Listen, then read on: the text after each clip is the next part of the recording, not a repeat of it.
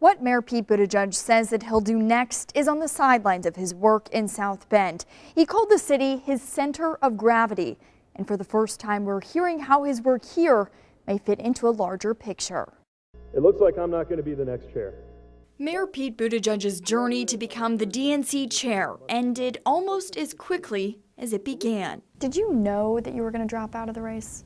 I woke up that morning ready to go all the way.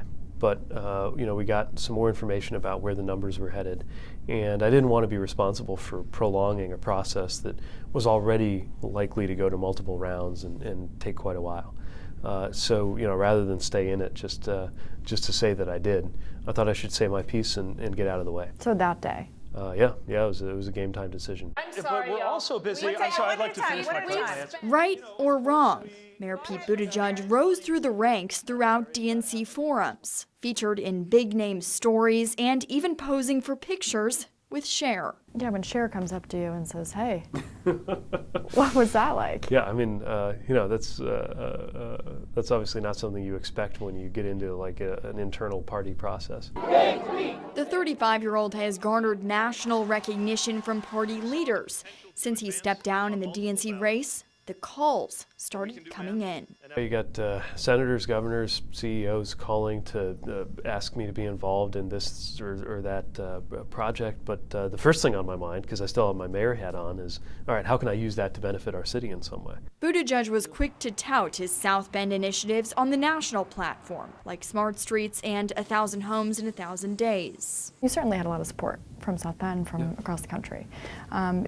Coming back home, it seemed to be there were some concerns of people that said, he's done with us. It's clear that he has a different agenda. Here's the thing. This is my home. I love this city.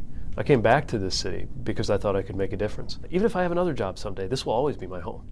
But I'm not looking for the exits. I'm not looking for anything different because, so much of what we have launched, there's a lot more to seeing it through. This isn't the first time South Bend has welcomed Buttigieg home. In 2014, he returned after 7 months in Afghanistan and resumed his mayoral duties. Just like you wanted to become mayor, you probably have some dreams. Sure. I have a lot of dreams for the city. A lot of things that What about you, Pete Buttigieg? What are your dreams? My biggest hope is to make myself useful. And, if I'd come out of high school saying I want to be mayor of South Bend one day, I probably would have made different choices, and it might never have happened. I think the most important thing is not to form your dreams in terms of the job you want to have, but in terms of the difference you want to make. His supporters welcomed him home once again, not quite knowing what's ahead. I think everyone wants to know, what are your plans next? Yeah, I keep getting asked that, and I get why people want to know, but I didn't run for this because I was looking for something else to do. But I know I can't be mayor forever. I recognize that. Although I met one person who was mayor of Charleston, South Carolina for 40 years and seemed pretty happy throughout. That's probably not going to be my story. What will be your story?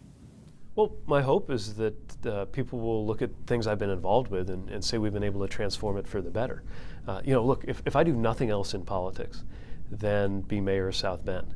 That's fine as long as I have a legacy I can point to that I'm proud of. And I'd say we're in the middle of building that. Buttigieg said that he's in no rush for the next opportunity, but plans to return a few phone calls that he's received during the past couple of weeks. One opportunity may involve helping Democratic Party leaders connect with red states or talking with national economic leaders who could also help South Bend. But first, he said he's going to get some sleep and get rid of a cold. In the studio, Suzanne Spencer, WSBT 22 News.